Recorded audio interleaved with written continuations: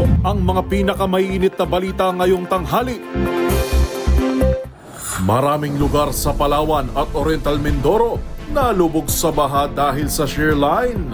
Agri-Party List Wilbert Lee umatras na sa kandidatura sa pagkasenador isang araw bago ang pagsisimula ng campaign period. Katiting na rollback sa mga produktong petrolyo, kasado na bukas. Sa MBC TV correspondents, menor de edad na nagmamaneho ng motorsiklo, patay matapos mabangga ng tricycle sa Asingan, Pangasinan. Sa MBC TV Sports, EJ Obiena nakuha ang ginto sa torneo sa France. At sa showbiz pattern, Winwin Marquez pambato ng Muntinlupa sa Miss Universe Philippines 2025.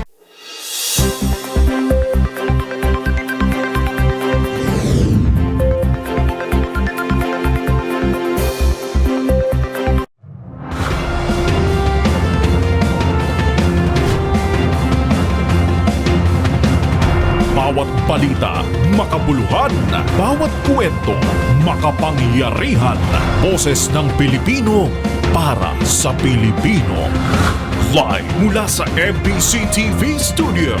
MBC TV Network News.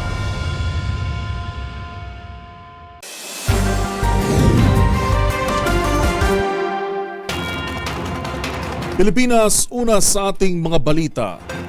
Hindi pa man nagsisimula ang bagyo season, nalubog na agad sa abot dibdib na baha ang ilang bahagi ng Puerto Princesa at Oriental Mindoro bunsod ng shear line. Tuloy-tuloy naman ang pagtutulungan ng mga ahensya ng gobyerno para sa mabilis na rescue operations. Magbabalita si Kyle Bulyas. Nalubog sa baha ang ilang bayan sa Palawan, partikular na ang Puerto Princesa City, gayon din sa iba pang bahagi ng Oriental Mindoro. Dahil yan sa naranasang magdamag na buhos ng ulan sa lugar, dulot ng shear line. Maraming residente mula sa iba't ibang barangay sa Puerto Princesa ang kinailangan ng ilikas dahil sa abot dibdib na baha. Pinangunahan ng Philippine Coast Guard at PNP Maritime Group ang pagsasagawa ng rescue operation kung saan humigit kumulang 200 individual ang kanilang nailikas mula kahapon. Kasalukuyan na ring suspendido ang pasok sa mga opisina ng provincial government sa naturang syudad dahil sa masamang lagay ng panahon. Samantala, ilang kalsada naman sa Baco, Oriental Mindoro ang hindi pa rin madaanan dahil sa baha. Patuloy rin ang monitoring ng mga otoridad sa antas ng Alag River na kasalukuyan pa rin nasa critical level. Ayon naman sa Pag-asa, bagamat wala silang binabantayang sama ng panahon sa loob at labas ng Philippine Area of Responsibility, posible umanong magtuloy-tuloy ang mga pag-ulan ngayong araw sa Mimaropa Region dahil pa rin sa shear line. Posible magpatuloy ito ngayong araw kaya nagbababala po tayo dito sa Pag-asa sa mga banta ng mga biglang pagbaha o flash floods at paggunan lupa o landslide. Para sa MBC TV Network News, ito si Kyle Bulyas ng DZRH, una sa Pilipinas, una sa Pilipino.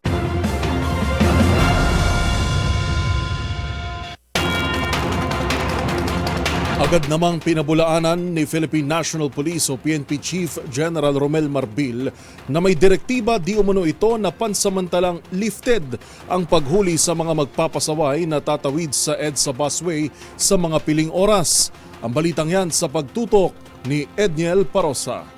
Itinanggi ni PNP Chief Police General Romel Francisco Marbil na may utos siyang pakiusapan ng mga enforcer ng Department of Transportation para itigil ang hulihan sa EDSA busway kapag rush hour.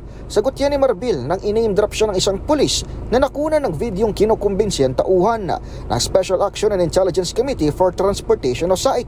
Nangyari ito sa EDSA Ortigas matapos harangin ng SAIC ang isang convoy nang hindi na pinangalan ng high-ranking umanong opisyal. Dahil pinuputak pinay sa social media, baka pwede natin pagbigyan muna na concert ka po. Pati yung nagre-request pati si Chief PNP namin. Sagot ni Marbil sa maikling pahayag sa PNP Press Corps, hindi niya ito gawain.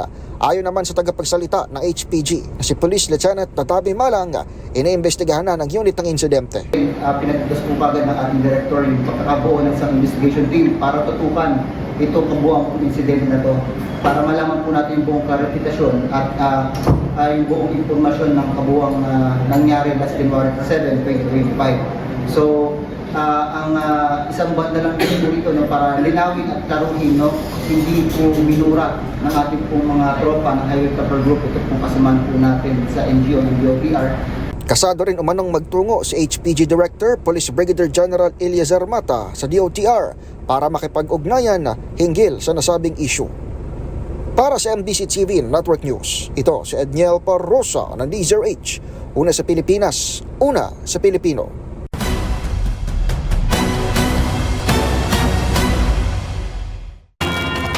Malungkot namang inanunsyo ni Agri Party List Representative Wilbert Lee ang pag-atras sa kanyang senatorial bid. Pag-amin ng kongresista, malaki ang kakulangan nito sa mga makinarya, kaya't hirap din itong mailapit ang kanyang advokasya sa iba't ibang sulok ng bansa. Ang kanyang pahayag tinutukan ni Boy Gonzales. Isang araw bago ang pagsimula ng kampanya para sa national posisyon, inanunsyo ngayon ni Agri Party List Representative Manoy Wilbert Lee ang kanyang pag-atras sa kandidatura sa pagkasenador. Ito'y 3 buwan bago ang halalan sa 2025 midterm election. Ayon kay Lee, nagdesisyon siyang umatras dahil sa kakulangan ng makinarya at kahandaan sa pagtakbo sa mas mataas na posisyon. Isa po itong napakahirap na desisyon para sa akin, lalo pat naniniwala ko sa aking mga pinaglalaban at nais kong dalhin sa Senado.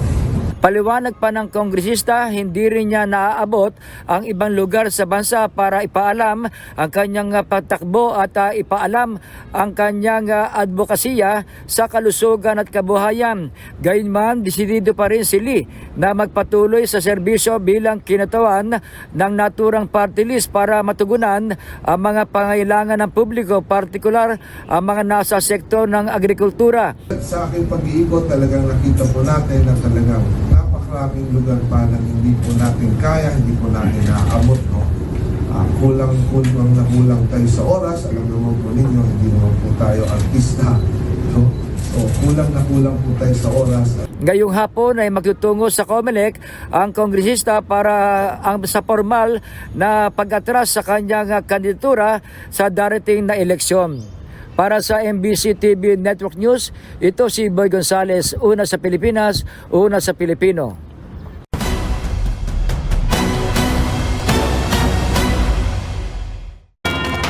3 buwan bago ang halalan, muling nanawagan ng Commission on Elections o COMELEC sa mga kandidato na kusang loob ng baklasin ang kanilang nagkalat na illegal campaign materials. Maging mga nakaw na kanta na gagamiting campaign jingle ay sisitahin din daw ng COMELEC. Ang mga detalye tinutukan ni Rovic Manuel. Muling nagpaalala ang Commission on Elections o COMELEC sa mga kandidato na tanggalin na ang mga illegal poster na nakakabit bago magsimula ang campaign period bukas. Ayon sa COMELEC, magkakaroon at patuloy pa rin ang kanilang Operation Baklas para sa mga campaign material na lalabag sa itinakdang guidelines ng poll body. Sa panayam ng DZRH kay COMELEC Chairman George Garcia, ilan sa mga sisimulang tanggalin ay ang mga sa hindi common areas na kapaskil at nilinaw na ang mga nasa pribadong lugar ay hindi nila gagalawin. Ang ating pong paulit-ulit na reminder sa ating pong mga kandidato, huwag maging pasaway. Kung pwede po yung ating 2x3 na size ay masunod, pero syempre hindi po namin pwedeng magalaw yung mga nasa private properties na mga campaign materials, tarpaulin o ano paman regardless ng size. Kahit malaki, kahit maliit, hindi po namin pwedeng magalaw yan. Yung po ng mga nasa public places, Sir Angel, yung ating pong mga parke, yung mga LRT, MRT, yung mga kawad ng kuryente, poste, yan po ay ating iiwasan at yan po itatanggalin namin mula po bukas. Ayon kay Garcia, kabilang naman sa kanilang sisitahin ay ang mga campaign song na nakaw at walang pahintulot ng may akda, maging ang mga campaign materials naman na gawa sa plastic. Sa mga magnanakaw naman, noong mga akda ng iba, katulad po ng mga tugtog o kaya naman lyrics, yan po ay dapat din natin iwasan sapagkat yan ay pangmamayari ng ating po mga Filipino artists na talaga namang nagtiyaga para gawin po iyan. So dapat ay magpaalam sa kanila. At yung non-biodegradable na materials ay dapat po iwasan din natin. Dapat yung pwede pong matunaw o pwede po nating ma-recycle. Gayun din aniya, mga posters at stickers na nakakabit sa mga pampublikong sasakyan ay babaklasin rin. Yan po kasi ay public transport. At kung yan ay public transport, tulad ng mga bus, dapat po ay patanggal yan. Pero po yung private private na sasakyan, pribadong sasakyan, ay yan po nasa karapatan na may-ari. Chairman, paano daw halimbawa yung mga ambulansya ng barangay na may sangkaterbang pagmumukha ni Congressman? Dapat po yan, mairereklamo natin yan sa ating pong DILG. Tandaan po ng lahat. Kasabay ng Operation Baklas na ito ng COMELEC, nagpaalala rin ng tanggapan na paiigtingin rin nila ang kontrabigay kung saan babantayan ang mga posibleng kaso ng vote buying at vote selling na lalaganap sa panahon ng kampanya at nagpaalala na agad i-report sa tanggapan kung may ganitong kaso upang maaksyonan agad. Samantala muli namang hinimok ni Garcia ang mga botante na mas maging mapanuri at kritikal sa pagpili ng mga kandidatong ihahalal ngayong darating na eleksyon. Ang ating pong panawagan, dito po yung pagsisimula ng pagmamatsag natin sa kanila. Diyan natin makikita ang karakter, ang tunay na ugali ng isang kandidato na dapat natin ihalal o hindi ihalal. At nangangahulugan lang pag nagba-violate, bakit natin ihahalal ang mga violators ng ating mga patakaran? Ibig sabihin, kung mga kandidato pa lang, nanliligaw pa lang, nagba-violate, ay how much more pag nakaupo na po. Para sa MBC TV Network News, ito si Rovic Manuel ng DZRH TV, una sa Pilipinas, una sa Pilipino.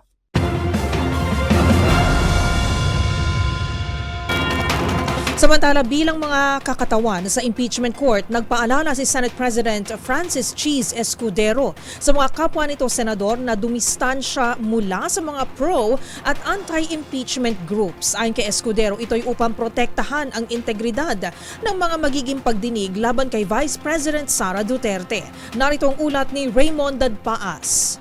Pinaalalahanan ni Senate President Francis G. Escudero ang kanyang mga kasamaang senador na huwag makinig sa mga grupong pro at anti-impeachment. Ayon kay Escudero, ang mga grupong ito ay bias, pabor at kontra sa impeachment laban kay Vice President Sara Duterte. Sa ngayon, ang mga pro-impeachment ay minamadali ang mga senador na aksyonan na ang reklamo laban sa pangalawang Pangulo, habang ang mga kontra sa impeachment ay tolo-tanggol kay VP Sara at nananawagan na ibasura ng Senado ang impeachment. Para kay Escudero, hindi pangunahin sa responsibilidad ng Senado na i-convict o i-absuelto si VP Sara, kundi ang mahalaga ay gawaran siya ng hustisya at tiyakin na may credibility ang gagawin nilang pagdinig bilang impeachment court. Dito mahalaga na ngayon pa lang ay magpakita ng impartiality ang mga kapwa niya senador na kasapi ng 19th Congress at ganoon din ang mga papalari na maging kasapi ng 20th Congress pagkatapos ng May 2025 election. Bagamat naniniwala din ang Pangulo ng Senado na hindi maiwasan na maging election issue ang impeachment para sa mga kumakandidadong senador at congressman. Nauna nang inihayag ni Escudero na walang mangyayaring impeachment trial sa panahon na nakabakasyon ang dalawang kapulungan ng Kongreso. Tanging pagrepaso sa impeachment rules ang gagawin ng Senate Secretariat at ang pinakamaagang maisalang sa Senate plenary ang impeachment ay sa pagbabalik na ng sesyon sa June 2, 2025 pagkatapos na ng halalan sa buwan ng Mayo. Hindi rin ito naniniwala na kasamang impeachment sa mga dahilan na maaring magpatawag ng special session ng Kongreso ang Pangulo ng Bansa. Para sa MBC TV Network News, ito si Raymond Dadpaas, una sa Pilipinas, una sa Pilipino.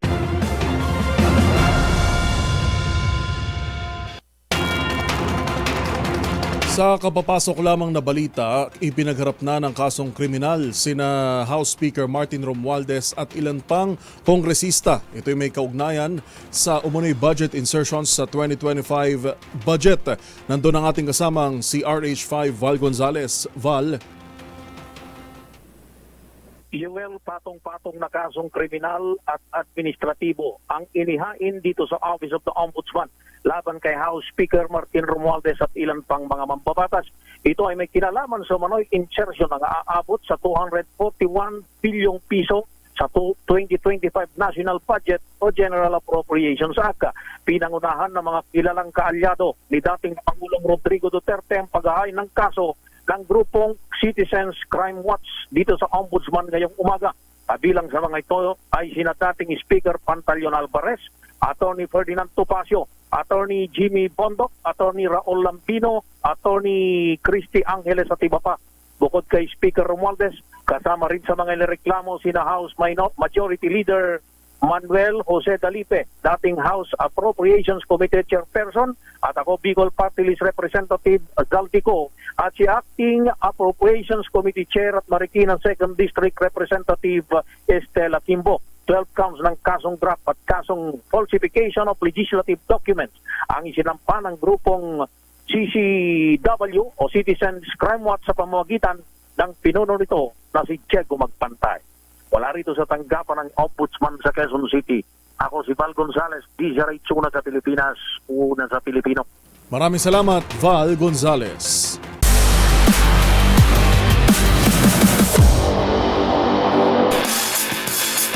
Sa mundo ng pole vault, nagpapatuloy ang magandang karera ng Filipino pole vaulter at Olympian na si EJ Obiena sa pagsisimula ng kanyang 2025 indoor season. Ilang linggo kasi matapos ang silver medal finish nito sa Germany, nasundan agad ito ng kanyang unang ginto para ngayong taon mula sa torneo sa France. Ang mga detalye tutukan sa report ni Matchpoint, Mili Borja. Nakuha ni EJ Obiena ang kanyang unang gintong medalya para sa 2025 indoor season matapos niyang dominahin ang meeting Mets Masal at Letters sa France. Yan ay higit isang linggong nakalilipas nang makuha ni EJ ang silver medal sa International Jump Meeting Cottbus 2024 sa Germany. Na-clear ng two-time Filipino Olympian ng 5.70 meters sa 8-man men's tournament. Matapos ito, sinubukan pa ng world number 4 na talunin ng 5.85 meters, ngunit bigo na ito sa lahat ng attempts. Samantala, bagamat na-clear din ng Dutch pole vaulter na si Menno Vloon ang kaparehong height, nag-fail ito sa kanyang attempt sa tiebreaker para tuluyang mag-settle sa second place. Habang bronze medalist naman ang pambato ng USA na si Christopher Nielsen after clearing 5.60 meters.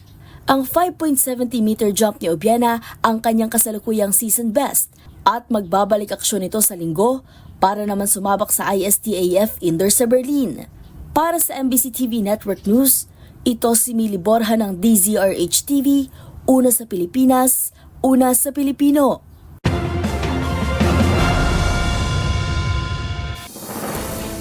Narito ang mga balitang dapat ninyong abangan sa Bakit Ikaw DZRH Election Series.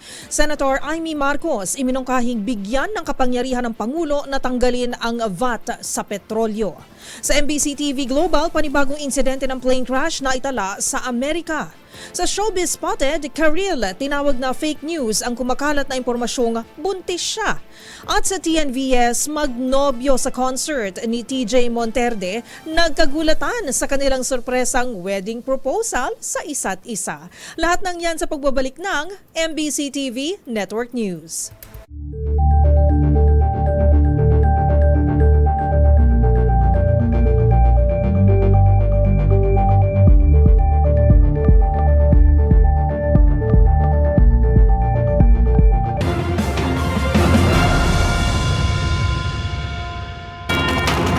Abiso naman po sa mga motorista, aarangkada na bukas ang katiting na bawas presyo sa mga produktong petrolyo. Sa magkakahiwalay na abiso, 10 centavos ang bawas sa kada litro ng gasolina, gayon din sa diesel, habang may rollback din na 30 centavos sa kada litro ng kerosene. Epektibo ang oil price adjustment ng Shell, Sea Oil at Petrogas alas 6 ng umaga bukas. Ang mga pagbabago sa presyo ng mga produktong petrolyo ay nakadepende sa paggalaw nito sa pandaigdigang merkado.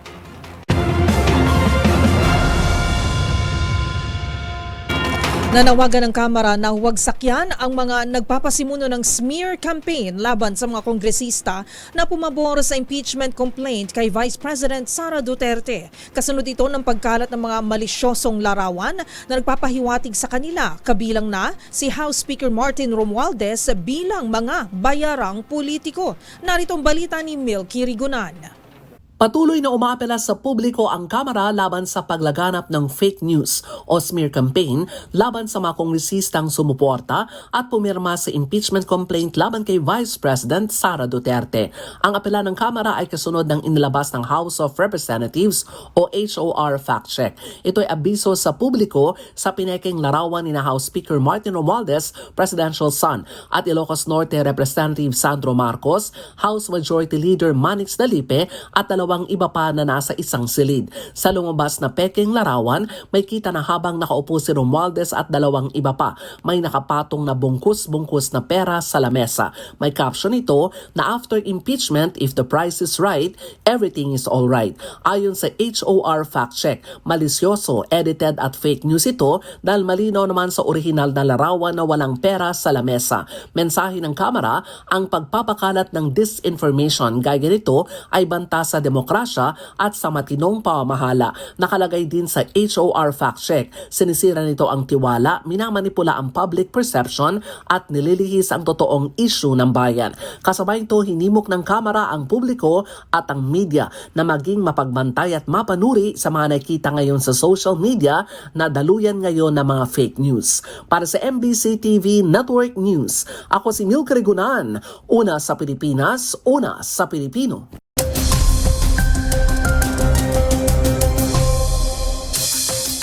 Sa atin pong ulat panahon ngayong araw ng Lunes, uulanin ang malaking bahagi ng bansa, bunsod ng tatlong umiiral na weather systems. Una rito ang hanging amihan na nagdadala ng malamig na panahon at may hinang pagulan sa Metro Manila, Cordillera Region, Cagayan Valley at ilang bahagi ng Calabarzon.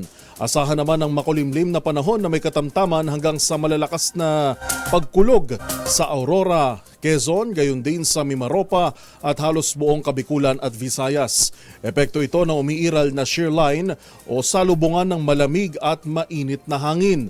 Sa rainfall advisory ng Pag-asa, iba yung pag-iingat dahil mataas pa rin ang banta ng localized flooding sa halos buong Bicol Region at Eastern Visayas dahil sa mga pag-ulang mula pa nitong nakalipas na mga araw.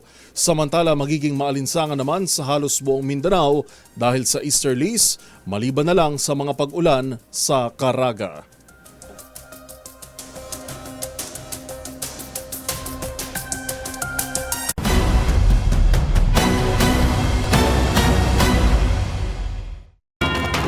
Naniniwala naman si Senator Amy Marcos na dapat na maging government-to-government ang oil importation at kaakibat nito ang panukalang magbibigay karapatan sa Pangulo na alisin ang value-added tax o VAT sa mga produktong petrolyo. Ang pagsalang niya bilang senatorial re-electionist sa Bakit Ikaw DZRH election interviews binantayan ni Wina Hesoro.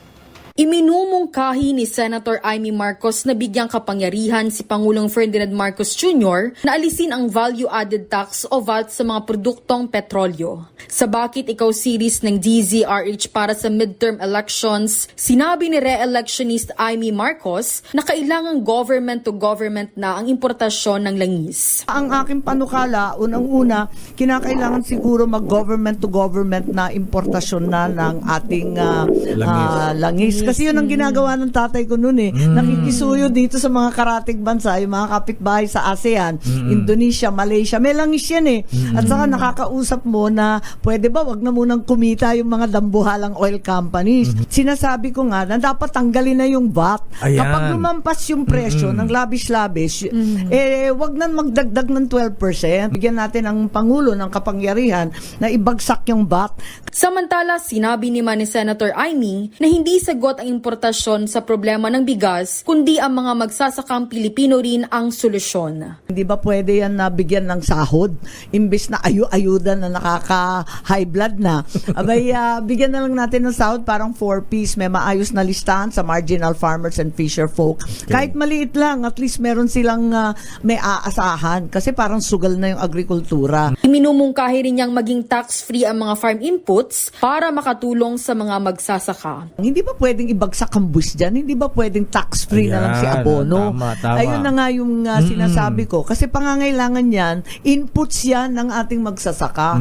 I-tax-free na muna natin yan. Ayon sa kanya, masama ang loob niya dahil sa pagkaltas ng 50 billion pesos sa programang 4-piece na aniya ilang milyong Pilipino, ilang pamilya sana ang umaasa.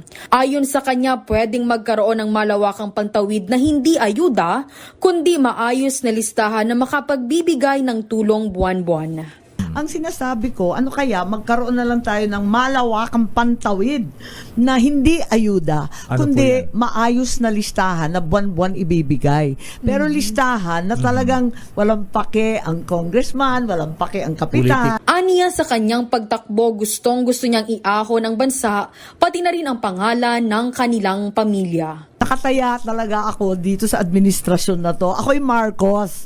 Yung iba dyan kasi, hindi naman sila Marcos, hindi nila pinagdaanan natin. Yung ibang Ilocano talagang nagdusa, tinanggal sa trabaho. Yung loyalista, pinahirapan. Ang haba ng panahon, 36 years inantay. Huwag tayo magbulilyaso, please. Talagang gustong-gusto ko maging matagumpay, makatulong sa tao, at iahon, hindi lang ang bansa, kundi pangalan din namin, please lang. Para sa MBC TV Network News, ito si Wina Hesoro ng DZRH. Una sa Pilipinas, una sa Pilipino. Mula sa mga naganap na salpukan at pagbagsak ng mga eroplano sa Estados Unidos nitong nakaraang linggo, may panibago na namang plane crash ang naitala sa kanilang bansa. Ayon sa mga otoridad, wala ring nakaligtas mula sa nangyaring insidente. Yan at iba pang napapanahong balita mula sa iba't ibang panig ng mundo sa Global Headlines Report ni James Galange. Patay ang 10 kataong sakay ng Bering Air Flight 445 matapos itong mag-crash sa Alaska, USA. Una na itong napaulat na nawala sa radar at ang matagpuan ay pira-piraso na ito. Natagpuan sa loob ng eroplanong 3 biktima habang pinaghahanap naman ang 7 pa nitong sakay na pininiwalaang hindi rin nakaligtas mula sa nangyaring insidente. Ito na ang 3 pinakamalaking naitalang pagbagsak na eroplano sa Estados Unidos, kasunod ng salpukan ng 2 eroplano sa Washington at ang pagbagsak na 1 eroplano sa Philadelphia.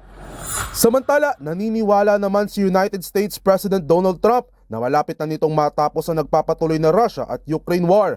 Ito ay matapos kumpirmahin ni Trump na nakikipag-usap ito kay Russian President Vladimir Putin, ngunit tumanggi naman magbigay ng pahayag ukol sa napag-usapan ng dalawa. Habang nakatakda namang kausapin ni Trump si Ukrainian President Volodymyr Zelensky ngayong linggo, ukol pa rin sa kagustuhang matapos ang gyera. Magugunit ang iniulat nitong Nobyembre ang nais ng Russia at Ukraine na magkaroon ng kasunduan na siyang pabor sa dalawang bansa para matapos ng halos 11 taong digmaan. Sa iba pang balita, natagpuan ng mga otoridad ang 2 mass graves sa southeastern Libya na pininiwalaang nakalibing ang halos 50 migrante. Ayon sa inisyal na investigasyon, mula sa mga bangkay na nahukay, nakikitang binaril muna o pinatay ang mga biktima bago ito inilibing. Ang Libya rin kasi ang dominating migrant transit point mula sa Africa at Middle East na nagnanais pumunta sa mga bansang nasa Europa. At yan naman nakalap nating balita mula sa iba't ibang panig ng mundo. Para sa MBC TV Network News, ito si James Galange ng DZRH TV, una sa Pilipinas, una sa Pilipino.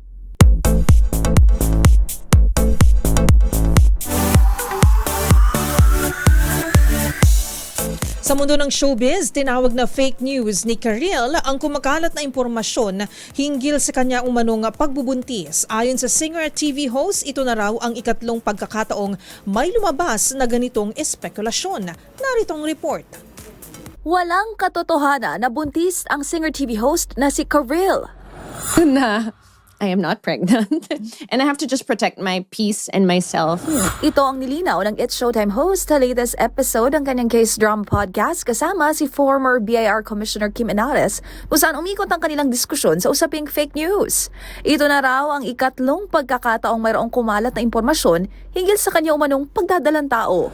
I have been stopped on the street and congratulated for being pregnant, and I have to explain, of course, that I'm not pregnant. A lot of people have been fooled by this news. So, I'm here to tell you once again that the news is fake, i.e. fake news. Kwento pa nga ni Kay, isa raw sa mga nag-congratulate sa kanya ay ang kanyang makeup artist. Kaya naman napakahalagaan niya na mag-fact check para di mabiktima ng mga gumagawa ng peking balita. Tulad nga sa lumabas na istorya tungkol sa kanya, maging ang bilang daw kung ilang taon na siyang kasal ay mali rin. And then it said, after 6 years of marriage, I was like, didn't you do my makeup at the wedding? That was 10 years na. We're 10 years married, not 6. Kung matatandaan, March 2014, ang ikasal si Karil at ang Sponge Cola frontman na si Yael Yuzon sa isang simbahan sa Silang, Cavite. At noong nakaraang taon, nag-renew sila ng vows kasabay ng kanilang 10th wedding anniversary.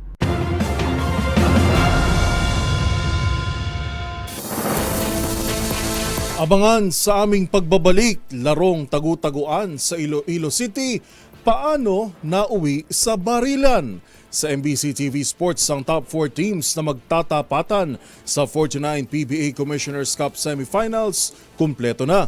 At sa Showbiz Spotted, Winwin Marquez, ibabandera ang Muntinlupa para sa korona ng Miss Universe Philippines 2025. Yan at marami pang iba sa aming pagbabalik dito pa rin sa MBC TV Network News.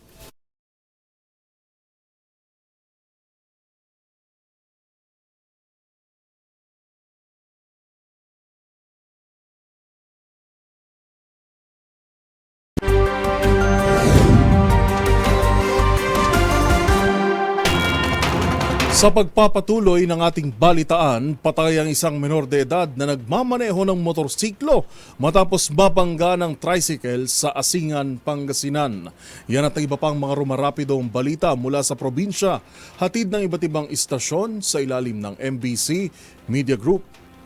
Patay ang isang minor de edad habang sugatan naman ang dalawa nitong angkas matapos mabangga sila ng kasalubong na tricycle sa bayan ng Asingan. Sa ulat ni OIC Chief of Police Major Kathleen May Awingan, nagmamaneho sa interseksyon ng Bilasco at Casimiro Street sa Barangay Poblacion West. Ang biktima na si MJ Dacanay, residente ng Barangay Makalong, sakay ang dalawa pang minor de edad na residente naman ng Kalipaan. Na aksidenteng nabangga sila ng tricycle na minamaneho ng 79 anyos na si Jose Aquino Jr., retired agriculturist at residente ng barangay Dumam. Nagtamo ng malubang sugat sa katawan si MJ habang slight injury lamang ang tinamo ng dalawa niyang angkasa. Kapwa sila itinakbo sa Asingan Community Hospital, subalit idiniklara ng dead on arrival ng attending physician ang rider na si MJ. Sa ngayon ay nasa kustodiya ng Asingan Police Station ang tricycle driver para sa kaukulang disposisyon. Para sa MBC TV Network News, ito si Freddy Pardo, Aris 38, una sa Pilipinas, una sa Pilipino. Sugatan at patuloy na ginagamot sa ospital ng 19 anyos na lalaki nang nabaril ng Barangay Kagawad sa Barangay Tabuk-Suba, Distrito ng La Paz sa Iloilo City. Kinilalang biktima kay Dennis Usano habang ang nakabaril ay si Barangay Kagawad Kayot Hirota, 64 anyos.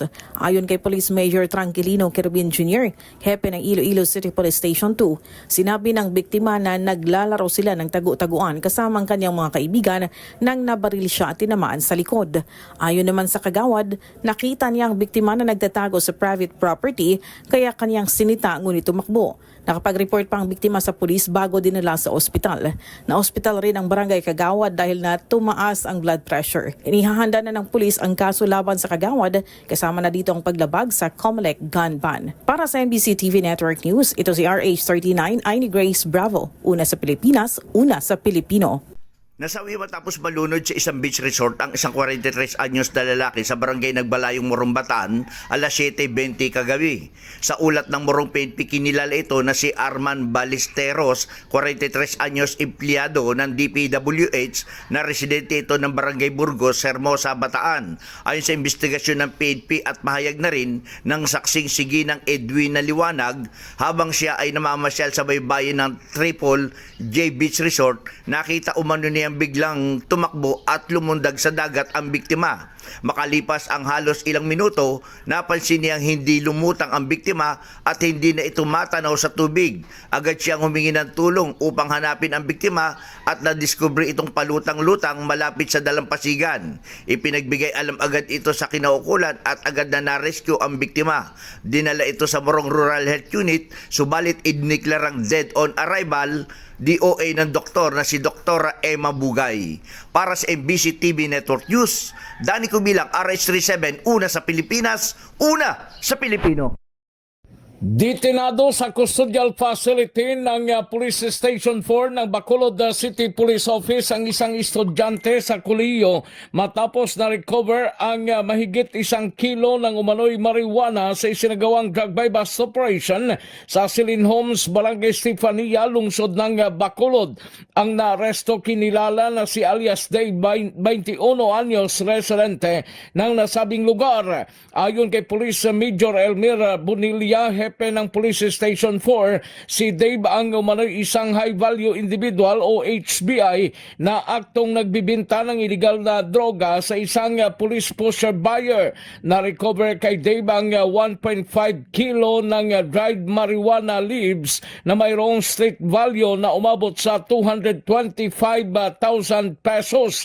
Sa ngayon, ditinado sa Police Station 4 ang nasabing suspect. Para sa MBC TV Network News, ito si RH46 Rex Cantong, una sa Pilipinas, una sa Pilipino. Balita mula sa Davao City. Matagumpay na naresto ng kapulisan ng Sasa Police Station 4 ang 3 individual na tulak ng iligal na droga sa pamamagitan ng drug bypass operation. Sa operasyon sa ilalim ng pangasiwa ni Police Major Marcil Manzano, ang station commander ng Sasa Police Station. Ayon sa report, kinilala ang mga suspect na top 7 high-value individual sa regional level na si alias Brad, top 5 high-value individual sa city level na si alias Junjun at isa pang associate na si alias Mark. Nakuha mula sa posisyon ng mga narestong suspect ang 13 pakiti sa hinihinalang shabu na tumitimbang ng 41.55 grams na may standard drug price na 282,540. Sa ngayon, nasa kustudiya na ng Sasa PNP ang 3 drug personality at nakatagdang maharap sa kasong paglabag sa Section 5, 13 at 14 Article 2 sa ilalim ng Republic Act 9165. Para sa MBC TV Network News, ito si June Suter, una sa Pilipinas, una sa Pilipino. 5 katao sa bayan ng Pampanga Northern Samar ang inaristo dahil sa kinakaharap na kasong grave coercion. Arestado ang 5 akusado nang maglunsad ang Pambuhan Municipal Police Station ng operasyon na pinapangunahan ni Police Captain Rences Tima ng Chief of Police at matagumpay na nahuli ang 5 individuals. Ang 5 ayon sa report ng PNP ay pawang mga residente ng naturang bayan. Inaristo ang mga ito sa bisa ng warrant of arrest mula sa sala ni Judge Albert Eruma ng Regional Trial Court, Judicial Region Municipal Circuit Trial Court ng Pambuhan Salvino Lubos Northern Samar, Pechado Enero 25 ngayong taon. Samantala, 36,000 pesos naman ay nilagak na piyansa ng korte para sa pansamantalang kalayaan ng 5 akusado. Dinala ang mga ito sa Pambuhan Municipal Police Station para sa tamang disposisyon. Mula sa MBC Network News, RH34, Jane Galit Bantayan, una sa Pilipinas, una sa Pilipino.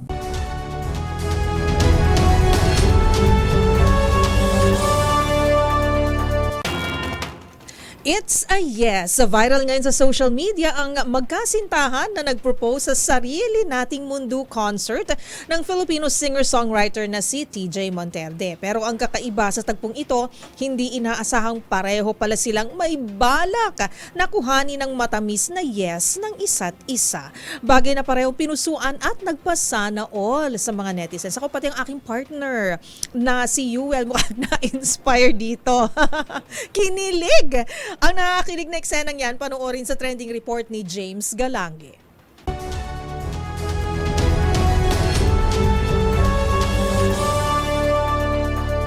Meron man ditong may planong mag-propose sa palagi, wait for my cue. Meron akong special moment para sa inyo. Antayin niyo yung cue ko. Wait for my cue. See you sa concert. Tunay nga namang love is in the air sa naganap na Sarili Nating Mundo concert ng OPM artist na si TJ Monterde matapos ang naging kabi-kabilang wedding proposals kung saan may kita ang samot-saring kilig scenes mula sa mga magkasintahang ginawang special moment na sumabay sa music hit song ni TJ na Palagi.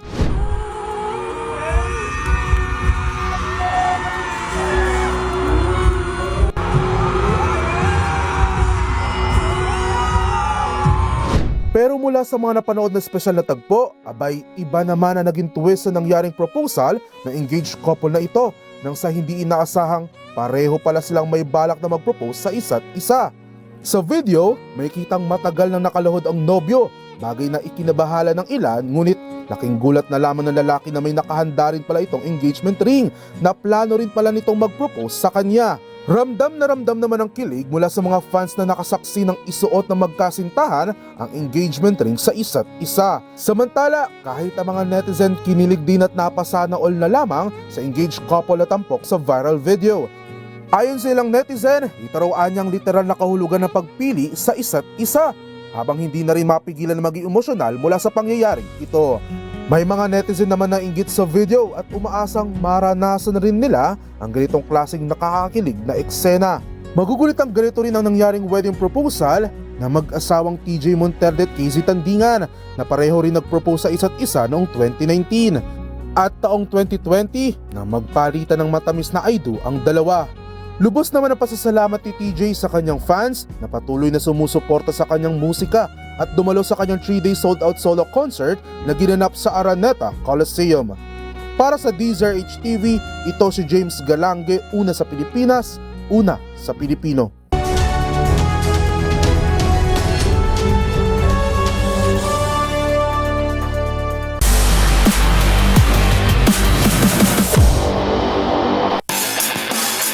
Sa mundo ng basketball, buo na ang 4 na teams na maghaharap para sa semifinals ng PBA Season 49 Commissioner's Cup. Kung ano ang mga kupunan ng kukumpleto sa lineup, alamin sa report ni Matchpoint, Millie Borja. Kumpleto na ang 4 na teams na maghaharap para sa semifinals ng PBA Season 49 Commissioner's Cup. Nakuha ng Barangay Ginebra ang spot nito sa semis matapos masurvive ang isang intense Game 3 quarterfinal matchup kontra ang Meralco Bolts kagabi. Binura ng Gene Kings ang maagang 13-point advantage ng Bolts para tuluyang maset up ang kanilang semifinals battle kontra top-seeded Northport Batang Pier. Binangunahan ni Justin Brownlee ang team by charging double-double 25 points, 10 rebounds, 7 assists, 2 blocks, and 1 steal. Hindi rin nagpaulay sa scoring si Stephen Holt, firing 17 points, 5 rebounds, and 2 dimes. Habang uminit naman ang laro ng rookie na si RJ Abarrientos sa final period with 16 points, 4 boards, and 3 assists. Samantala, sa ibang laro, pasok na rin sa semifinals ang Rain or Shine matapos dumanhin ng Converge kagabi para tuluyang maset up ang rematch kontra TNT Tropang Giga.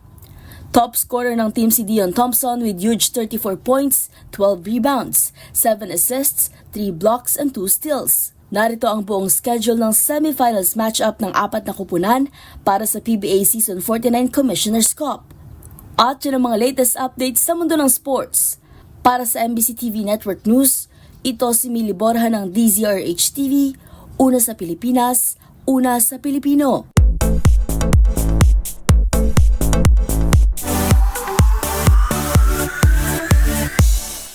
Matapos ang Reina Hispano-Americana, Miss Universe crown naman ang susubukang masungkit ni Winwin Marquez. Ang aktres at beauty queen ipinakilala bilang pambato ng Muntinlupa sa prestihiyosong pageant. Narito ang report.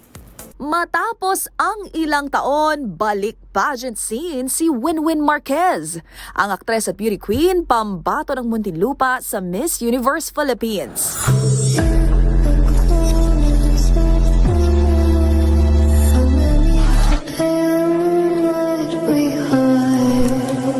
Kung matatandaan, 2017 ang gumawa ito ng kasaysayan bilang kauna-unahang Filipina na kinoronahan bilang Reina Hispano-Americana. With the hashtag #WinTheUniverse, nagbalik tanaw ito sa kanyang journey ng unang sumabak sa pageant world 1 dekada na ang nakalipas. At bagamat isinantabi ang pagiging beauty queen at tuluyang in-embrace, ang inilarawan ito bilang most beautiful role na kanyang ginampanan, ang maging isang ina, deep down aminado raw si Winwin na mayroon pa itong what ifs. Yes, this might be a risk for me, but it's scarier and to live with the question of what if. That is why I am here. I also want people to understand that it is never too late to take a chance on yourself. That I do not just represent the crown. I represent the limitless potential of every individual. Full support naman ang kanyang pinsa na si Miss Universe Philippines 2023 Michelle Marquez D. At syempre, present din sa naturang sashing ceremony ang daughter nitong si Luna. Sa ngayon, higit 2 buwan na rin daw nang magsimula itong mag-training para sa prestihiyosong pageant. Si Winwin ay anak ni na Joey Marquez at Alma Moreno. Samantala, dito lang din weekend, inanunsyong Thailand ang host country at sa November 21, nakatakdang ganapin ang Coronation Night para sa ika-74 na edisyon ng Miss Universe. Para sa MBC TV Network News, ito pang ng Showbiz Angel ng DZRH TV. Una sa Pilipinas, una sa Pilipino.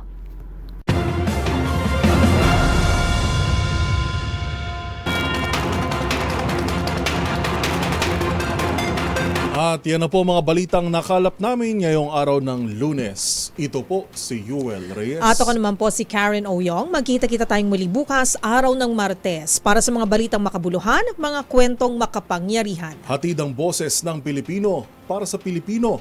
Ito ang MBC TV Network News. Una sa Pilipinas, una sa Pilipino.